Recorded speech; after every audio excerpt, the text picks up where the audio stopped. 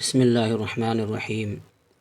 ہمارے معاشرے میں بہت سارے مرد یہ سمجھتے ہیں کہ جس عورت سے وہ شادی کرتے ہیں یہ ان کا اس عورت پر بہت بڑا احسان ہے، مگر شاید وہ کچھ باتیں نہیں سوچتے، یا یہ کہیں کہ سوچنا نہیں چاہتے۔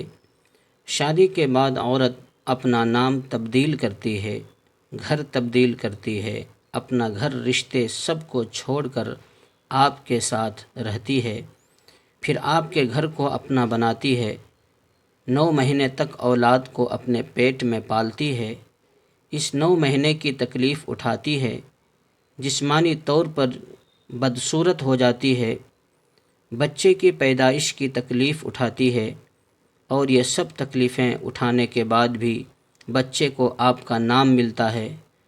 اپنی آخری سانس تک وہ آپ کے لیے اپنے آپ کو قربان کر دیتی ہے۔ گھر کی صفائی، کھانا پکانا، بچوں کو پالنا، ساس سسر اور دوسرے گھر والوں کا خیال رکھنا، اور اسی طرح کے بہت سارے دوسرے رشتے نبھانا، غرض یہ کہ ضرورت پڑے تو روزگار کے لیے نکل پڑنا، اور پتہ نہیں کتنی ہی اور ذمہ داریاں نبھاتی ہے، اور بدلے میں آپ سے صرف ایک چیز مانگتی ہے: عزت و احترام۔ عورتوں کی عزت کیجیے، احترام کیجیے۔